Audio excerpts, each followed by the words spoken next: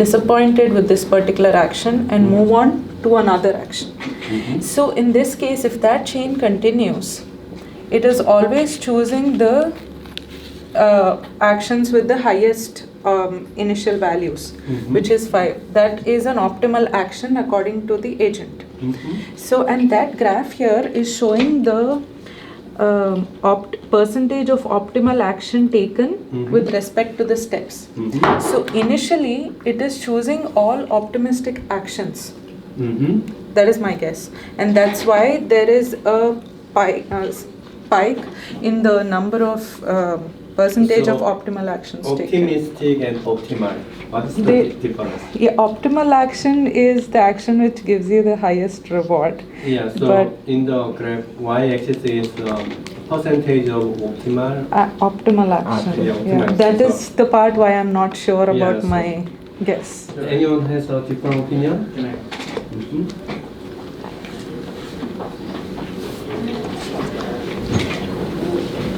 Take this. So basically, this is your, say your predicted values, right? And you're setting it as an optimistic value in the beginning. And it has a true value, right? So the true value could be something like 1.0 minus 0 point something, say minus all these, and maybe 2, something like that, right? Okay?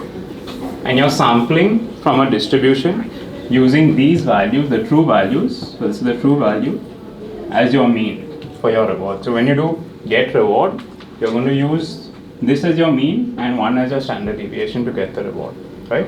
Now, the value with the highest number is your actual optimal value, okay? So if you keep sampling using this, using the value with the highest mean, okay, that's what you're trying to do. So you're trying to get this to 2 and get everything else less than 2 so that you keep sampling from this value, right? Yeah. Okay, so now what happens is, in your first iteration, you are going to keep reducing these numbers, okay?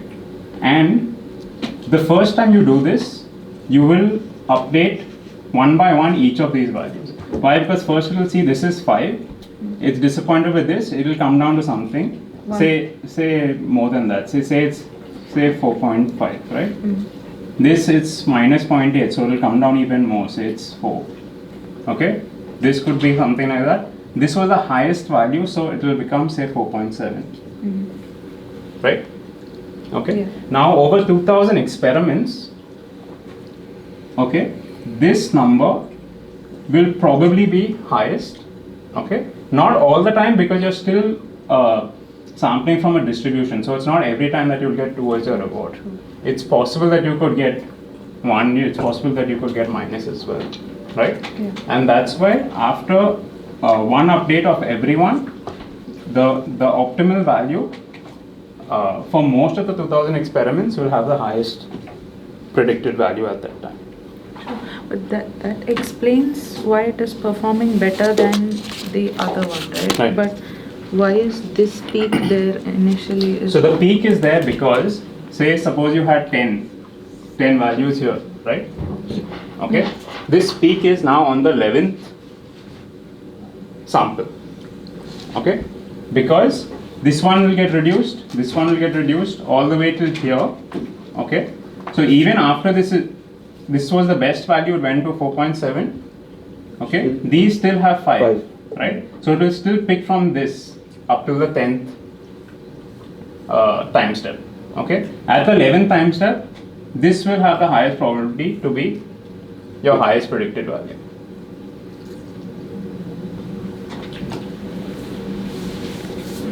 Does this make sense, Ruben? Can you explain that one more time? Okay, so basically you have 10 bandits, right? Yeah.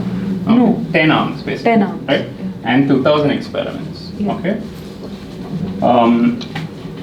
When you sample, say at the first time step you pick this one, okay, you get a reward of say 1 point something, okay, it will reduce this to 4.5, okay. All these are still higher than 4.5, Yeah. okay, so it'll have to pick the next one with 5, Yeah. right, so it'll pick this one. then it will pick this one, then it will pick this one, this one. So that took 10 steps, right? So one bandit is done. No, that's just 10 time steps over to for one bandit. Yeah, so one bandit. Yeah, so same way, for 2000, you'll have 2000 bandits doing the same thing, Yeah, right? Correct? yeah.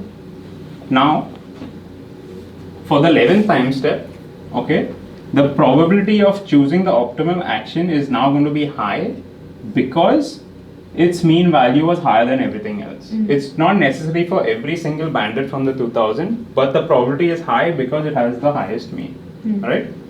So it will pick this one. So the first bandit will pick its optimal value.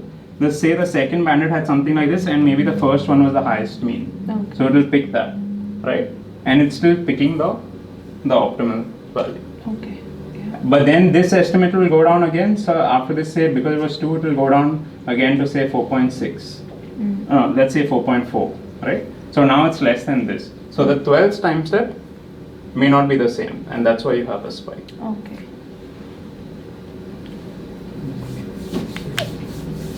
Does this make sense, Ruben? Sorry, Sorry, was I in the way? when in the 12th step, another one is being chosen. So the spike, the average is increasing. No. The spike is for another step.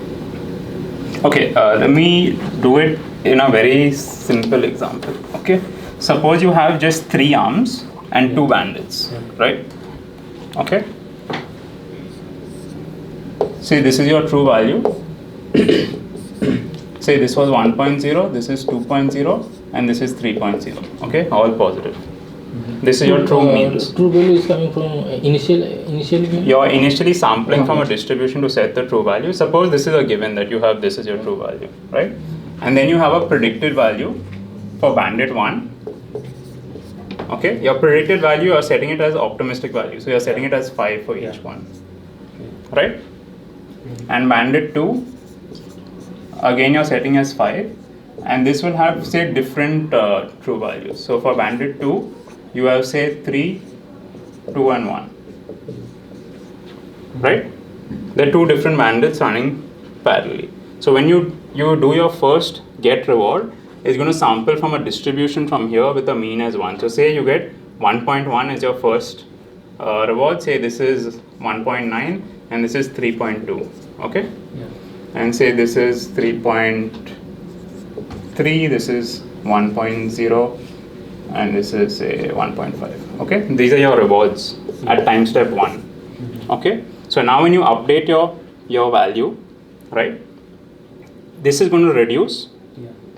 So now you're going to update this to say 4.7, right? Why do you want to update? Because these are already maximum. You are trying to estimate your true value, so you're trying to make this equal to this. Okay. So it will minimize the initial value. Okay. Correct. No, it updates its estimates when it gets a new reward. Okay. So initially it has some estimate of what the true value of the action is. And every time you sample that action, it updates this estimate of the true value. So it can be minimized or maximized. It has to convert. It depends on your no, reward. one second. So in this experiment, it's called optimistic initial values, right? You are choosing a value that's very optimistic. So this value should always be higher than your true values. Okay, so it will always minimize in this experiment. In the other experiments, it could maximize. I mean, it could increase, right? In this case, it's mostly reduction, but generally it's both. Right? Okay, so this reduced to say 4.7, this say reduced to 4.8, and this reduced to 4.9, correct? Yeah. Okay, so it took 3 steps for this, and at the first time step, this bandit would have picked this one. It got 3.3, so say even this was 4.9 something, say 9.5, right? This was 2. Your reward was 1, so the reward was the lowest here. So this would become 4.7 and this could become 4.8. Again, it took 3 time steps. If you notice the first time step, it picked this and this one picked this one, right? Yeah. Correct? In this case, this was the optimal, this was not the optimal. Optimal. So your optimal percentage is 50%, Yeah. right? Then it came to this case, okay? Not Uh, optimal, not optimal. Both are not optimal, right? So it's Yeah. 0%, right? Again 50. Again 50, right? But then at the fourth time step, Now both know that. both know that now this has the most optimal value, and that's why you have a spike and it became 100%, right? Yeah. Now, this trivial case became 100%, but when you have 2000 bandits, since you're going to be picking from a distribution, it's not necessary that the optimal value will always give you the optimal reward, right? So that's why it's a spike and it doesn't go to 100%. Okay. Ruben, can you explain it? So when the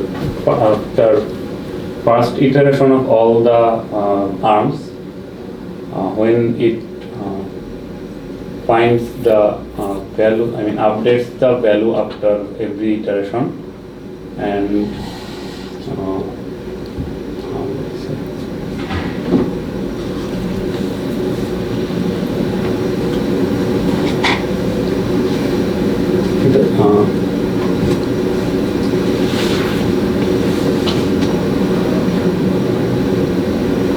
so after iteration and when all the bands are complete after some time step, so when it starts picking from another time step, then it's picking the best ones from. Sorry, I can't explain.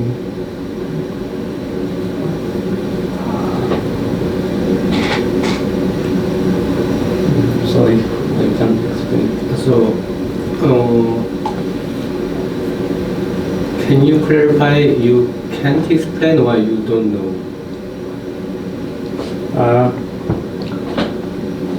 I think I'm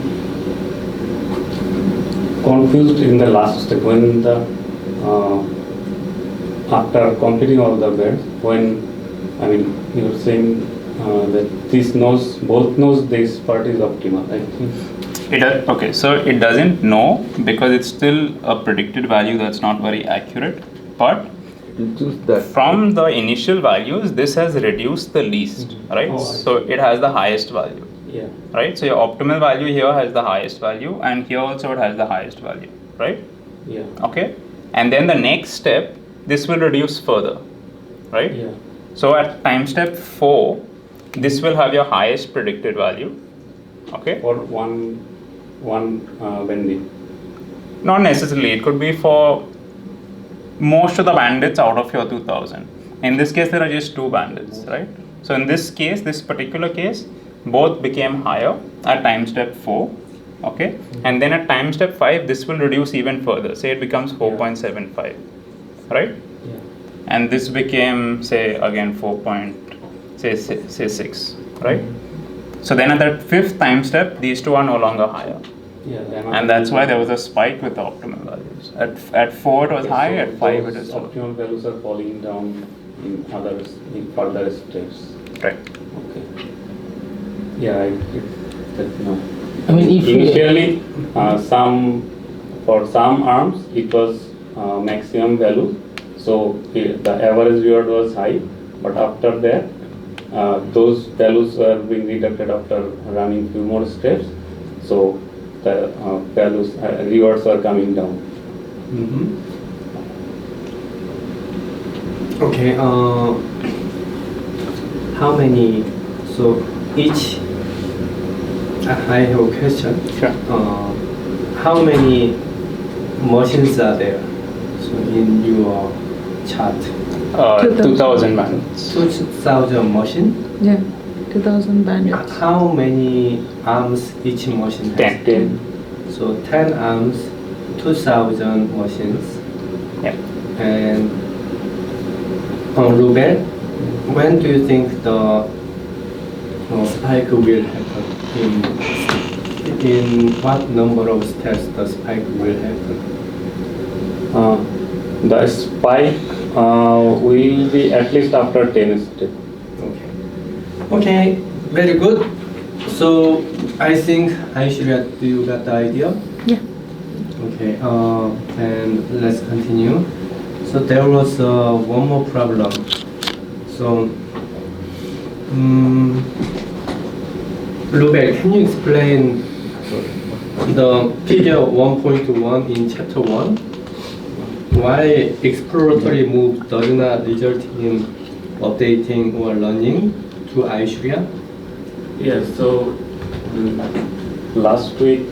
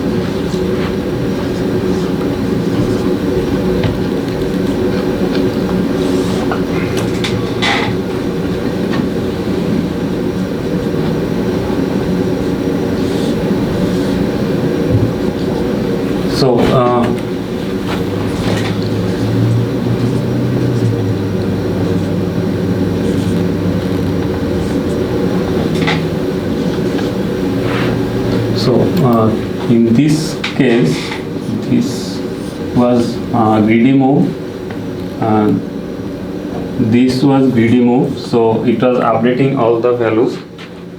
But for exploratory mode, the result, the author is not updating this move.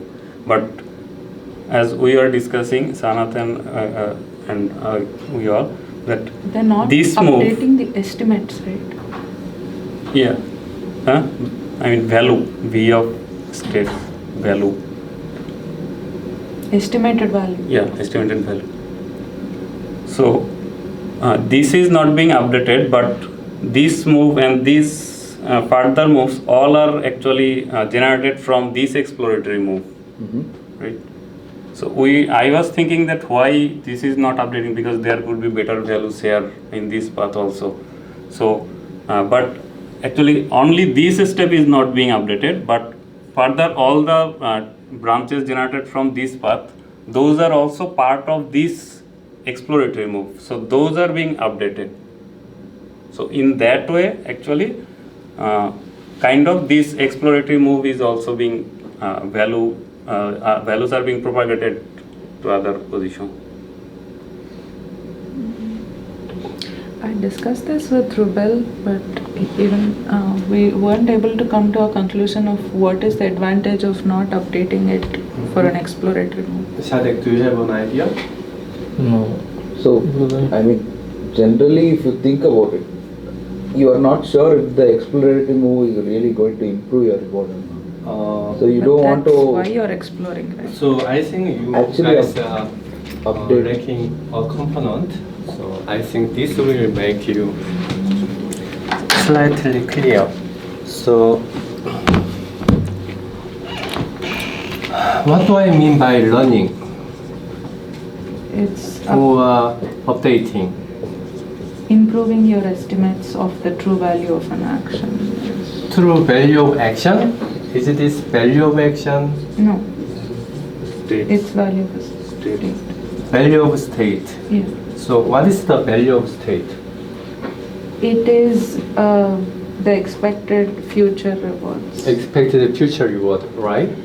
So to get expected future reward, what is the to get expected future reward? How agent should behave? It should explore. If it is a rational optimal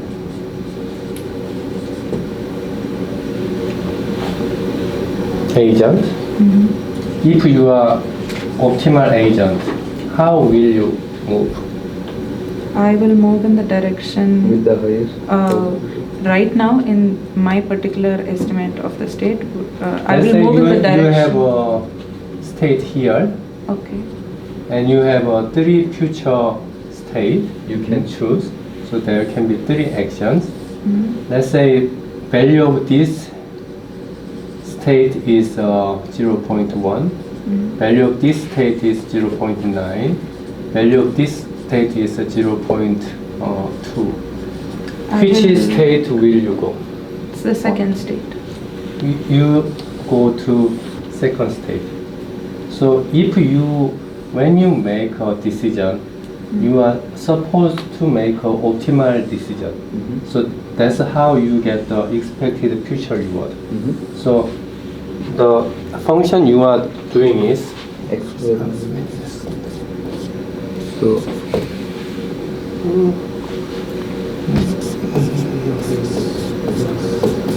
what's the rank?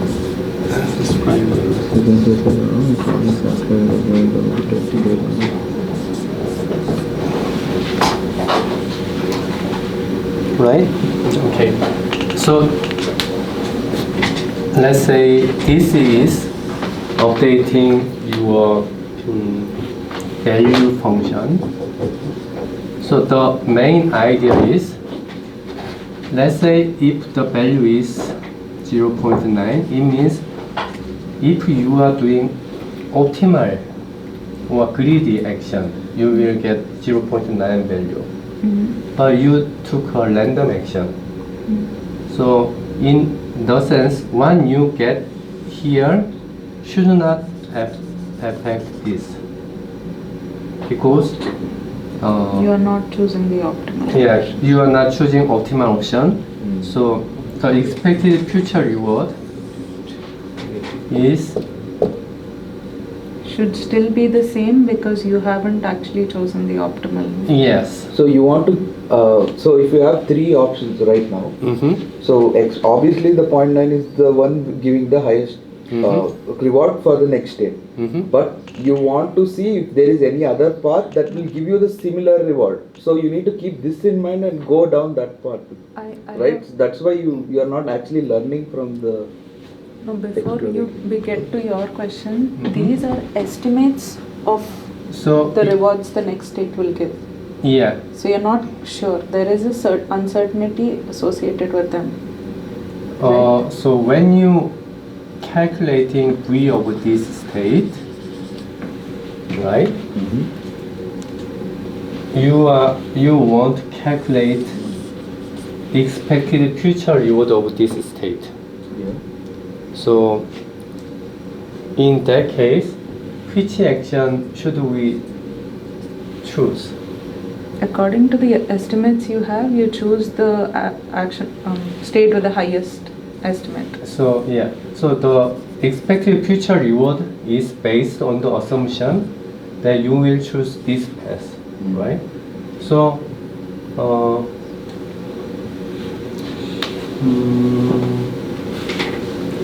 I have one question. Like when it is these estimates, how did it come up with these estimates? It first has to explore these three paths in order to come up with these estimates, right? let's start in this method. We randomly assign. We do random assign, Okay. right? We don't know which value of this tic-tac-toe function has.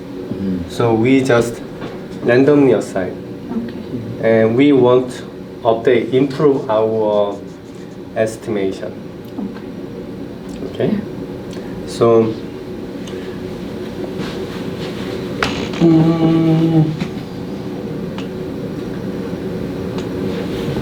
the current estimate, VST, this is not correct because we started with a random assign. VST plus 1 should be closer to the correct value. right? So we are updating V of S, and the to update it, you should use the value of this state is one you can get next, so you should use the greedy pattern to get this VST. But you are using random value, so you should get less value from this random action, non-greedy action. You should get less value, right? If you do optimal value, you get the higher value. But if you choose random, How do we know that we are getting a less value? Because that state might also have the probability of giving a higher reward, right? Because it's randomly assigned, the estimates are randomly assigned. so you are using the randomly assigned value. This is not true value. Yes. This is not currently randomly assigned and updated value. That's a random value, right? You started with a random value, but at After every After every step you getting closer update to real. yeah, after time step t, your value is updated. Yes.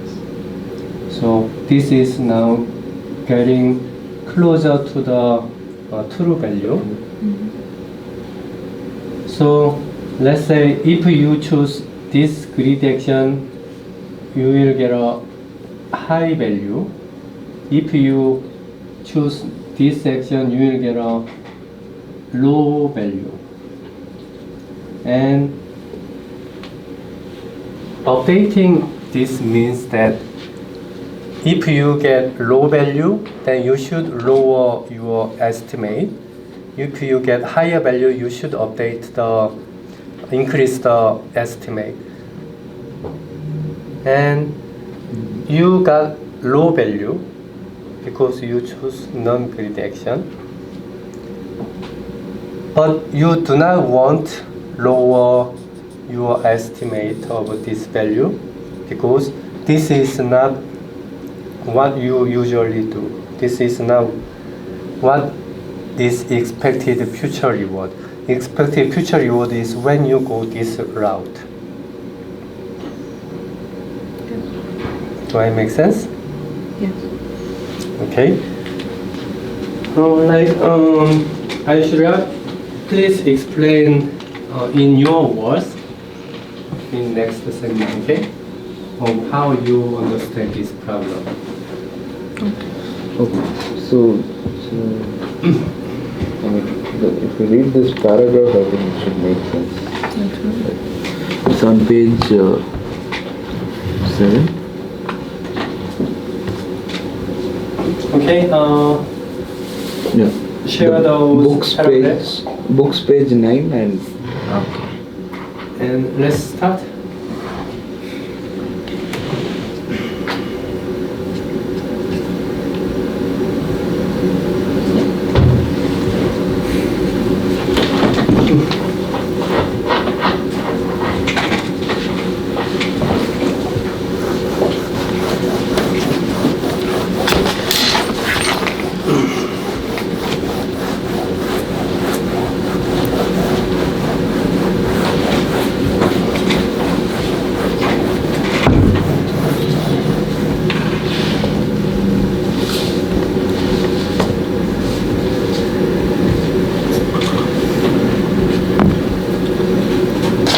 So we'll do a very quick review of what we did last seminar. So we were starting on chapter 2, which is the multi-armed bandits, and we discussed that these multi-armed bandits are a way to look at the exploration versus exploitation problem associated specifically with reinforcement learning. And why this is specifically associated with reinforcement learning is that compared to other learning methods, reinforcement learning is evaluative in nature rather than instructive. That means that it doesn't tell the agent what the correct action to do is, but it rather evaluates the actions that the agent has done. So this drives the need for exploration for the agent, because the agent needs to find the good actions to take. Right. So coming to the multi-armed bandit example, we are considering a slot machine which has different actions to it, which means different levers, and each lever has a reward probability, right? And the true value of this particular lever or action is the mean of that reward probability. And this reward probability is not known to the agent. So in order to learn a way to maximize its reward, it forms estimates of these true values, and depending on those estimates and these algorithms, it chooses an action to take. Okay, and to form estimates, we have these three methods, which is the sample average. Sample average is basically the sum of all the rewards that you got till time step t divided by the number of times you've chosen that particular action. And your incrementally implemented sample average is just the same sample average, but it's computed in a way that it is more memory and compute efficient. So it basically stores the reward of the sample average of your estimate till time step t, and then calculates the average with the new reward. And your exponentially recency weighted average is used in cases where the reward probabilities are not stationary. You do that by assuming a constant alpha. When you use a constant alpha, the estimated values do not converge with the actual true mean of the actions, and they are still sensitive to the new rewards that are coming. And to make an action selection based on your estimates, we have 5 algorithms. One is the greedy. The greedy algorithm is when you choose the action with the highest estimate. The epsilon greedy algorithm is when you choose the action with the highest estimate for the most part of the time, but for a small portion of the time you choose actions that are not greedy with no particular preference. Okay, and your optimistic initial values, like we saw right now, is you assign very optimistic value estimates to all your actions, and when your agent selects one of the actions, it gets disappointed and goes on to the next one. So this optimistic initial values encourages exploration. And today we'll talk about upper confidence bound and bandit gradient. Okay, so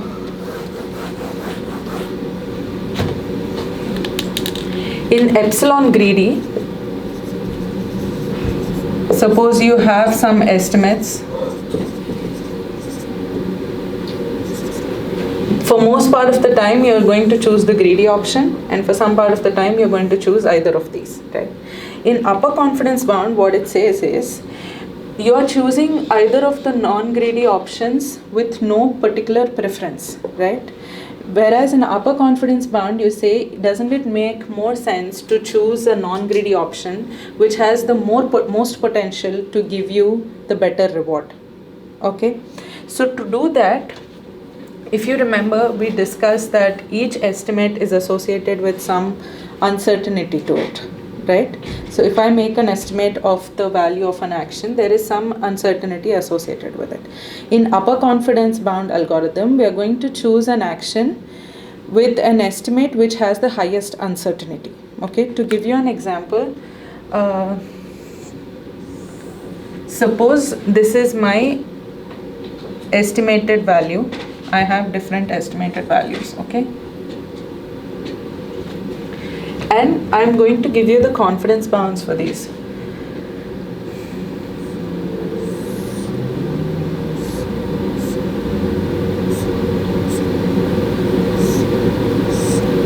Okay.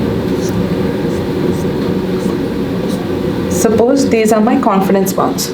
When it comes to confidence bounds, if I have a very narrow confidence bound, what does it mean? That I'm very certain of the value. If I have a wider confidence bound, that it means that I'm more uncertain of the value, right? So given this, and given the upper confidence bound algorithm, which is to select an option with the highest uncertainty, which one of these do you think the UCB will select? Second one. The second one, right? Because it has the most uncertainty, right? So that's all this algorithm is, and to mathematically represent that, we have this. AT is argmax of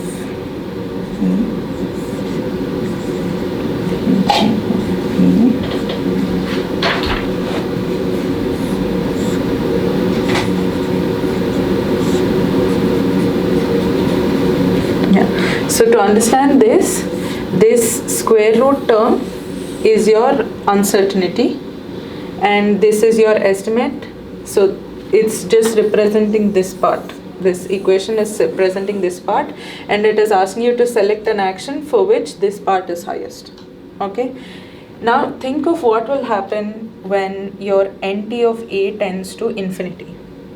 What that basically means is, what will happen when you select a particular action infinite number of times? What will happen to the uncertainty and the confidence bounds? Uncertainty become very Very low, right?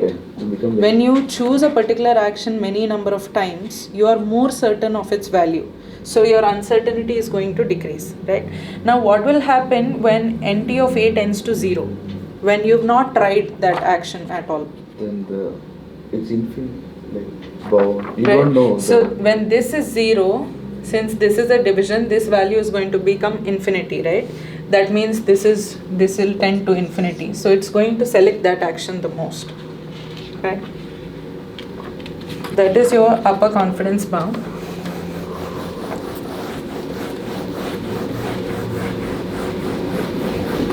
And let's look at the banded gradient.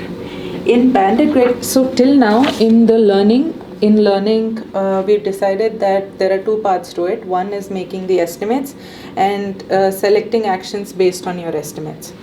Now that is a good method, but that's not the only method.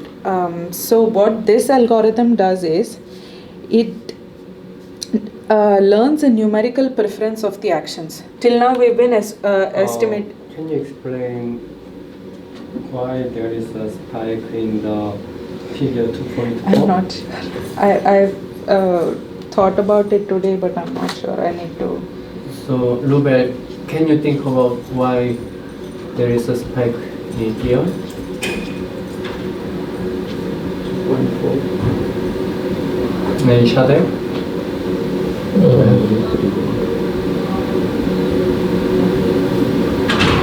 Figure 2.4.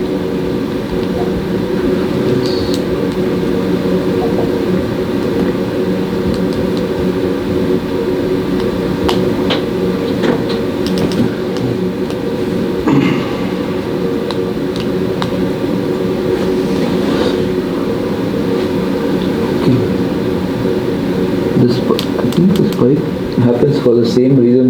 The only difference is the order in which you're picking the non-greedy action. Pardon me? The difference between epsilon greedy and this would be the order in which you're picking the non-greedy action. Pardon me? What? The order in which you will pick the non-greedy action. The order in which you... can you explain further? So in epsilon you were randomly picking the non-greedy. When you have to choose the non-greedy option, you randomly select In what? in epsilon greedy method. Epsilon greedy. So they're comparing epsilon greedy and upper Confidence bound. confidence bound, right? So even in upper confidence bound, you're eventually like trying out all the actions, and then so at one point, so similar to how we explained the probability distribution for each of the arms are different from the true value, and at the end of the k steps, right? That is when all the like every iteration will choose probably get the maximum reward action, right? Mm-hmm. Like maximum number of the cases will select the action with the probably the highest reward, highest estimated reward for it. So same thing is happening here, because it is going to try all the actions, right? Only thing is, it has an order in which it's going to try all the non-greedy actions, and that order is depending on its how often that action was previously selected, like confidence interval. Because at the end of performing, going through all the actions, now it knows that like within the set of all the actions, the actual true value, highest true value is correlating with the highest estimate. So, saying uncertain, I mean, the picking with the one with highest uncertainty, right? So, that's kind of exploring the Why this exploring? Can someone use equation 2.10 to answer exercise 2.8? Should I do? Just give me a second. Yeah. Let's try Shadek Rubel 2.10. equation 2.10 to explain. to explain exercise 2.8. Exercise 2. Okay.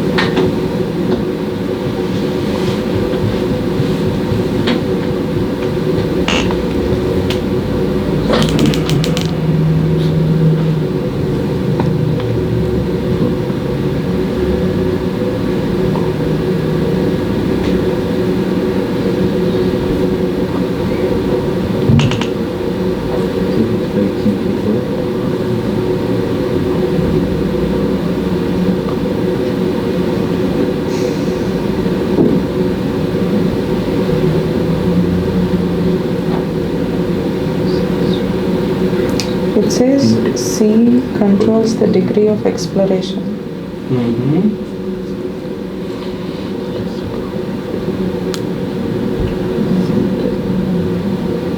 So C is this map multiply the cost. I think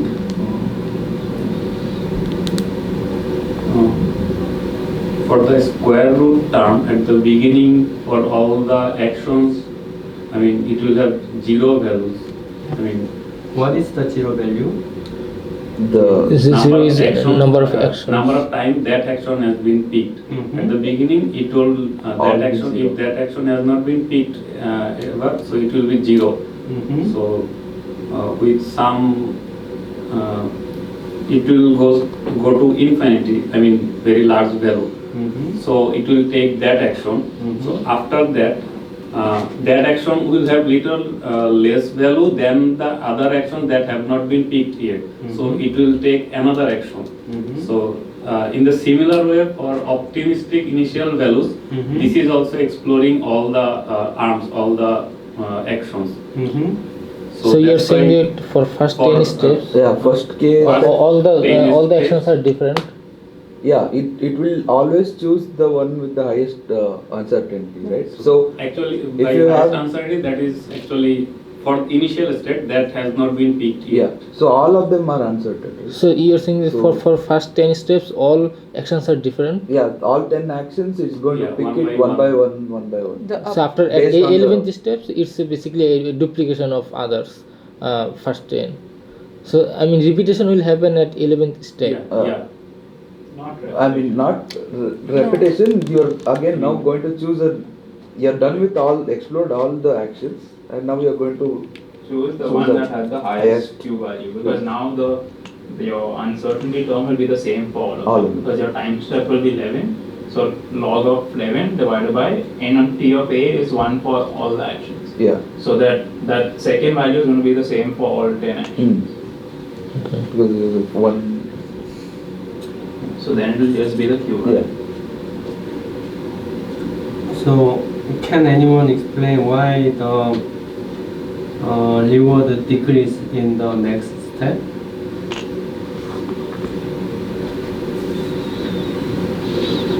same logic that you explained for optimistic initial values, right? Or So the next, what would be the next step after choosing? So once you're done with all, then you choose Pick one, one. and then the next step, you are going to choose which has the most uncertainty, which will again be one of the non-greedy options, because you would have selected the greedy option and its uncertainty would have decreased. So because you're going to select, it's not because all the iterations are going to select a non-greedy option next, right? So you don't, obviously those non-greedy options will give different, like it's not going to cause this. My question is why the Spike. peak spike decreases in the next step? Yeah, because So can you explain using the blackboard? oh, It's difficult to follow your sentence here.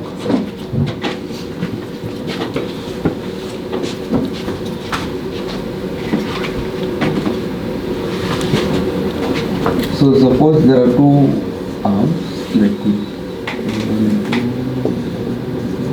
like two equations, and now you have done the two steps, and the third step, suppose this is these two are the values you have picked, right? They are the ones. This the what?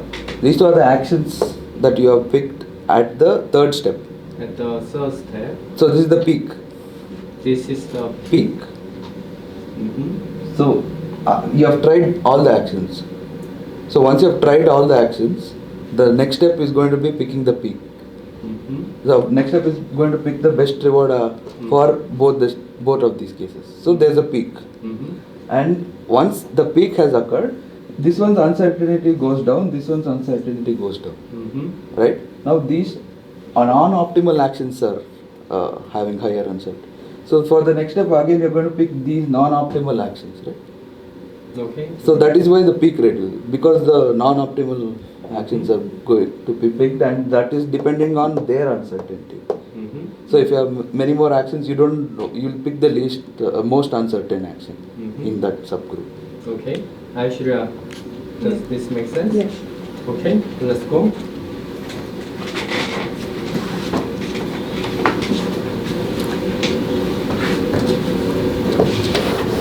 So we're talking about bandit gradient.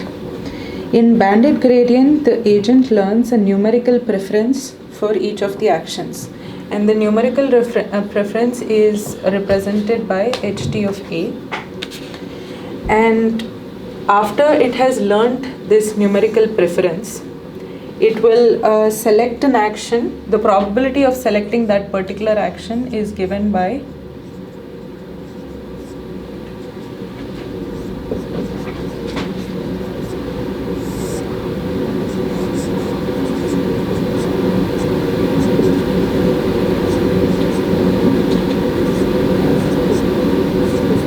Does this remind you of some equation that you already know?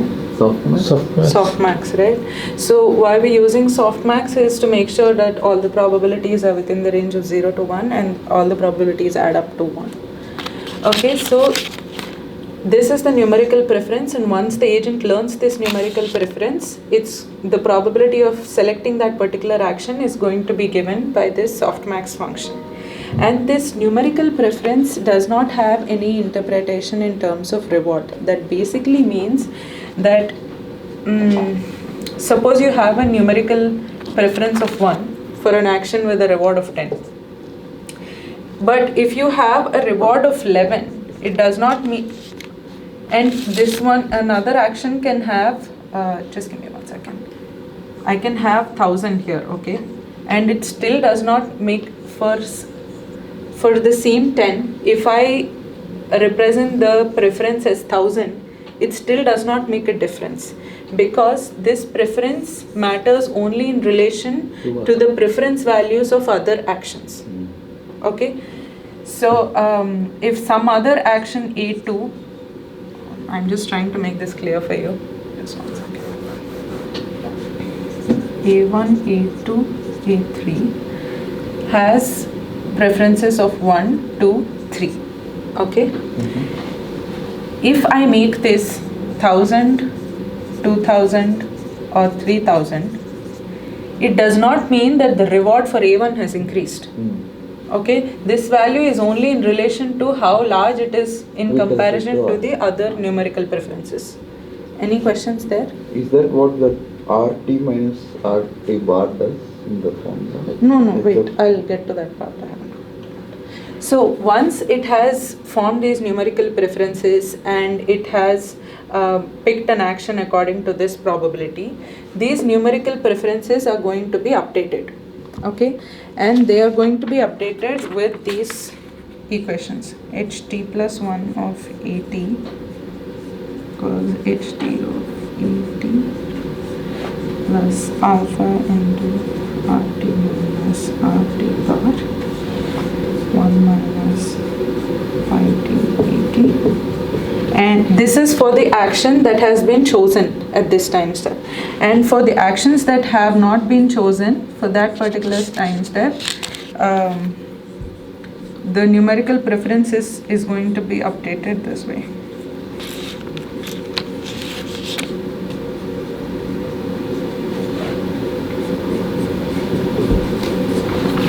One more point I'd like to mention here is initially the numerical preference of all actions is set to 0 so that all actions have equal probability of being chosen. Okay, and once they are chosen according to this probability, the numerical preferences are updated according to these equations. Here, this RT bar term is the average of all the rewards you have received till time step t by selecting this action A. Okay, and this average can be calculated using either of these methods.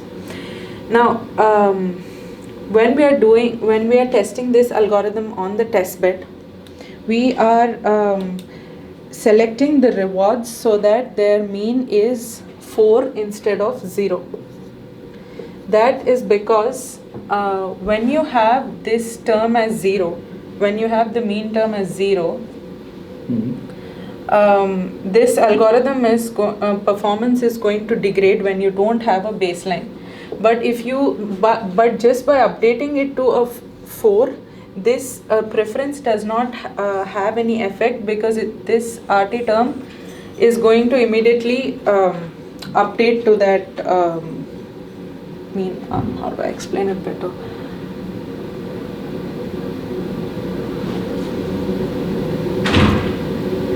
See, basically when I choose this particular action, if I get a reward greater than the average of all the rewards that I get till now, this preference for this action is going to go up. The numerical preference is going to go up. If I get a reward which is lower than the average that I have, which is for everything else, then it's going to be, my numerical preference is going to go down. Okay, if I don't have a baseline, this updation does not take place properly. If I don't have a baseline, or if this is equal to 0, like in all other cases, my algorithm is not going to work properly because this updation doesn't happen properly. You can see in this graph, which is 2.5, where 2.5? Yeah, 2.5, where this brown line is without the baseline, and the blue line, the dark blue line, is with the baseline. So if I don't have a baseline, the updation doesn't happen properly and my algorithm doesn't work.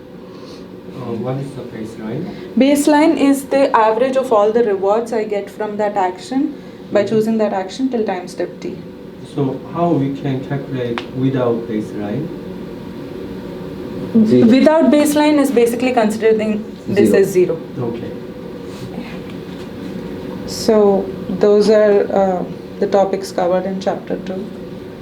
And I think the next chapter is about considering the multi-armed bandit problem in terms of a contextual bandit problem. Thank you. Okay.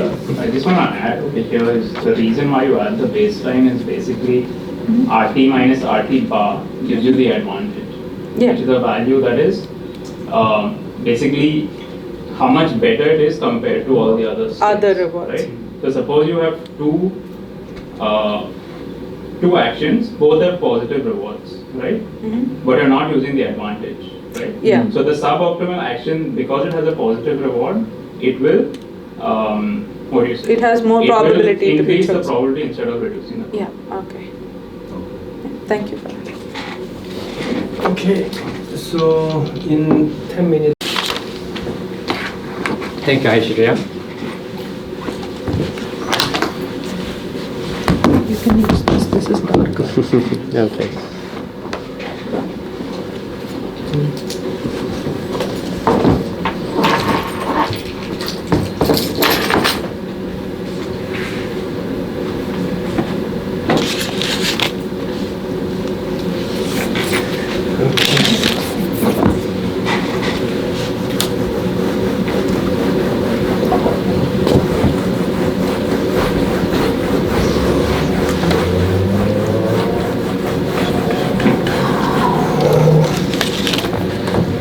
So let's see.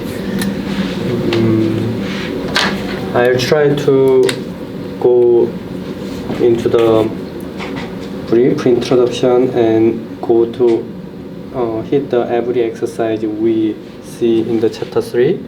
So my plan is doing every exercise on chapter 3.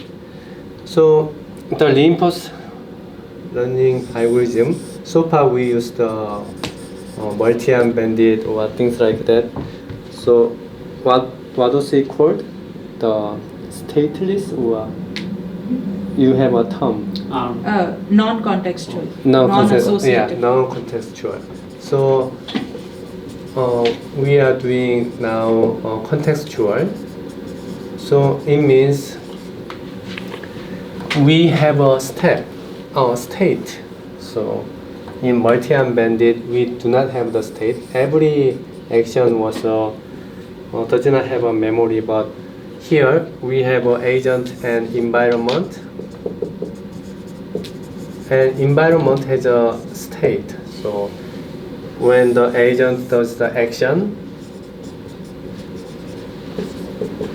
at time t, the environment will give a state as t plus 1 and the reward rt plus 1 to agent. So if we see trajectory or sequence is the history of this interaction. So initially there will be a initial state. So because in initial state we will do action 0, and it will give us a reward 0 and state 1.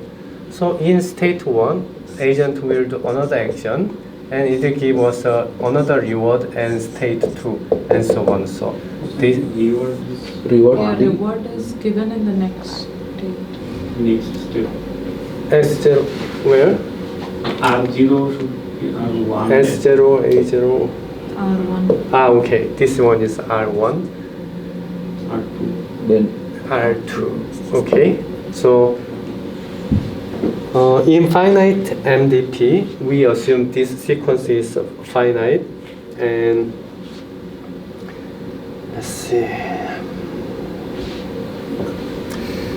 We can define a probability distribution, which gives us given current state and action, what will be the probability of reward and next state. So this is a probability when the next state is next state and reward, and given st minus 1 equals sat minus 1 equals a. So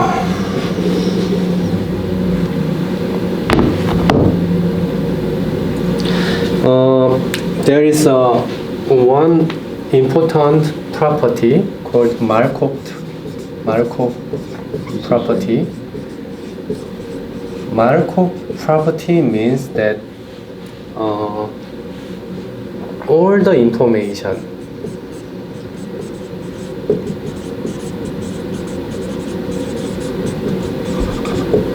to encode current state is available in previous state. What does it mean?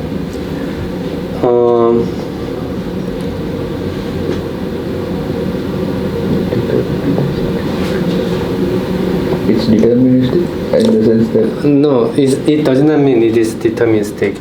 It means every information you need is contained in the state description. So let me give you one example. Let's talk about Atari game. And as a state, say you capture the, and this is the block game. And let's say this is your state.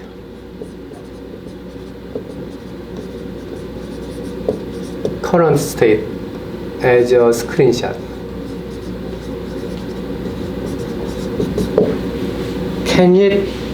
Can we determine everything possible from this description?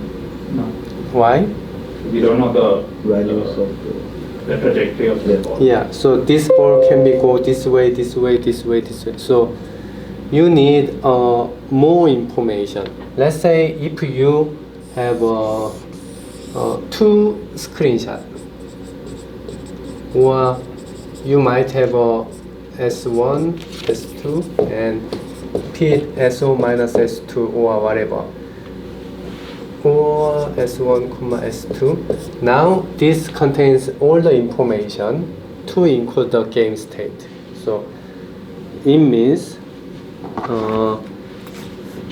you do not have to look at other state to decide what will be possible.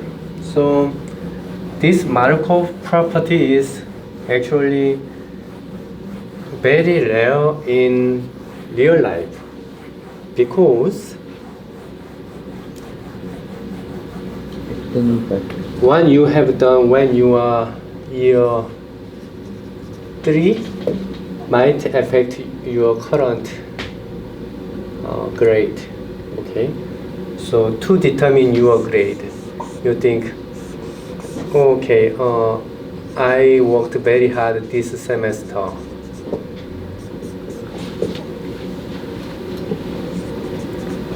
Is grade only determined by the this semester's work? No, it's determined by all the history of your trajectory. So that's why Markov property is very rare. So let's go to this problem of defining state. To determine grade, how we can define current state? What should be the state definition of this if we want to have a Markov property? The state definition should have all the things you have done so far. Okay, so in the textbook it says Markov property is not the restriction on the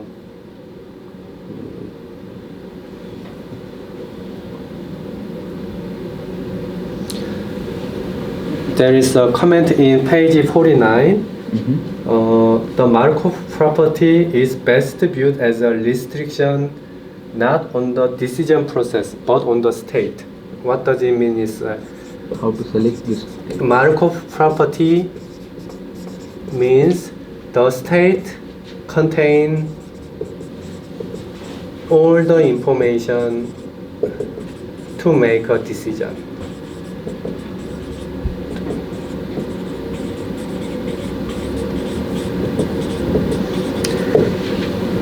Okay, so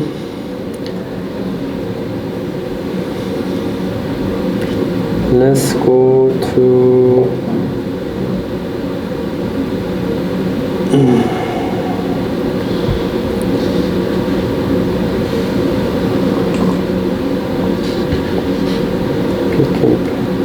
Exercise 3.1.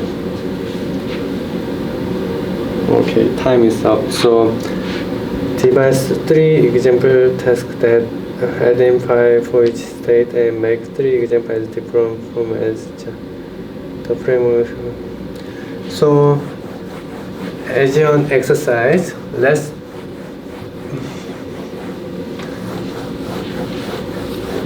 develop. Let's think about what will be the Markov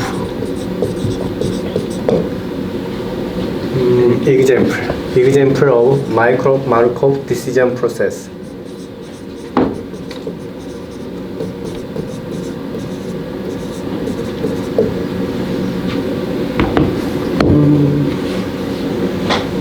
Like tic-tac-toe? Tic-tac-toe. So then tic-tac-toe, how will you model state? What should be the state? It's basically the placement of the pieces. Yeah, placement of pieces. Yeah. One. What can be the next example? In chess, I mean, Chess. Chess I is mean, very similar. to So let's that try one. another one. I mean, for the kart pole Car or car racing. Yeah. car racing. So let's think about the car racing game.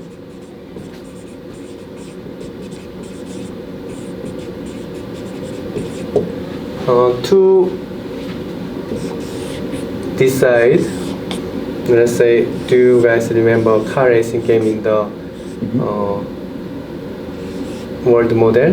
So what can be the state? The sequence of frames. Sequence of frames? Say, that's 4 frames, right?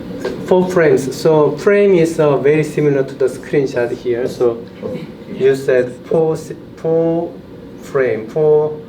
sequential frame. There can be a state. What it can be? What other option can be? Let's say Or the velocity of Velocity, the car. the direction. velocity.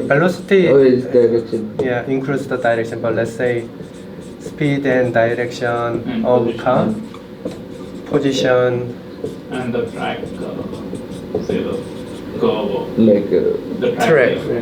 indicate whether it's on track or not. So, and then whether, how we can represent track? whether it's on track or not. On track or not? We can have one binary variable that can One But still you binary. need track. If you're on the track, how do you know which way to turn? Okay, then we need to have To make this car it can make a forward decision, go forward or stop, accelerate, decelerate, left, left turn and right turn. right. It can make a 4 decisions. So how we can encode the track state? Maybe by points of the boundary. Pardon Points me? of the two boundaries on the side. So what will be the data format? Pixel. Data format is numbers, floating numbers. Maybe matrix, Coordinates? Yeah, matrix. matrix, and size of the matrix is 5,000. 5,000? 5,000 by 2. 5,000 by 2. Not ideal enough to the point. How did you encode this? I mean, 2 means 2 side of the road, and each side will contain. I'll pick like say for 5,000 points on the each side And then see if the to car is on the track or not. get a Pixel position? yeah pixel position. So this is a 5,000 pixels. Yeah. Okay. So that is a one way possible. Can you make a more compact representation?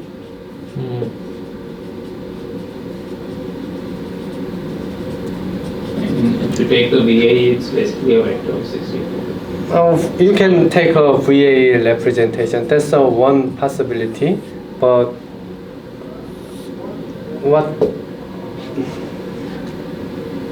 how we can represent this track information in a compact format to make a decision. So what we need is we need to make a 4 action choice, and what will be the way to represent the track? Shadek suggested whole pixel, Paul suggested VAE. A gradient change, like since you have the sequence of 4 images, you can see the change in the. That's too I think the data size is too big. Or you could just have, say, between -1 and 1, the curvature of the track. So if it's -1, it's moving left. If it's 1, it's moving right. And if it's 0, it's going straight. Curvature, that's a very compact. That is actually single number. But to get the curvature again, you have to do the gradient. Right? Yeah. That image and the gradient form. I would say maybe 3 by 3 vector. And 0, 1, 0, 0, 0, 1, 0, 1, something like that, to represent the straight track or curvature. Yes, but the problem with all these is you will have to do some kind of image processing to even know the track, how the track is going. Yeah. That is why I was telling the gradient to on the image, because you are using that, and from that you can represent in any form, simplified form. Yeah. So the key point here is when we have the problem, we should think about how we can represent state, and there can be many ways to do that, and each way has pros and cons. Let's see, we have a tic-tac-toe, we have a car racing.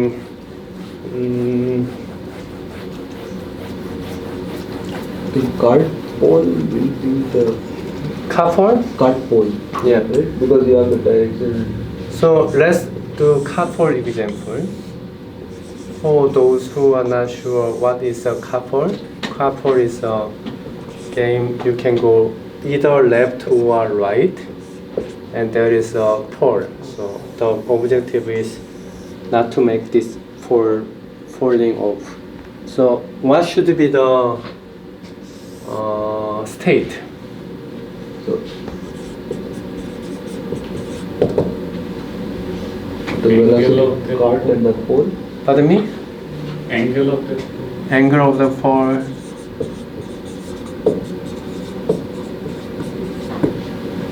The speed and direction of the cart. Speed and direction of the car.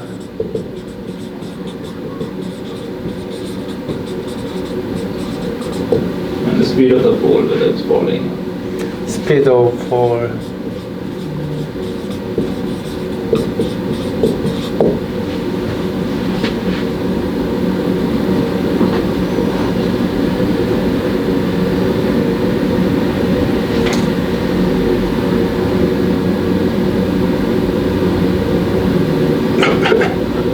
Position of the pole. Position of the pole. Position of the what is called card, the bottom part. Is there a boundary in the car pole game? Right? Yeah. So there should be a Distance from boundaries. distance from the boundary.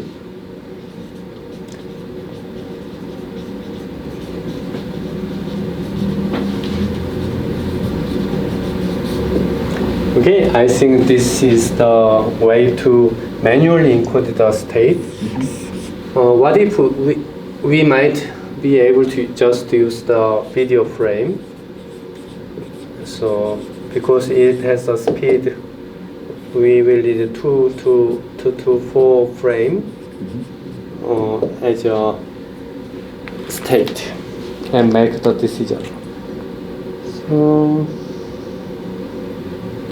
So, to go to tier level. Okay.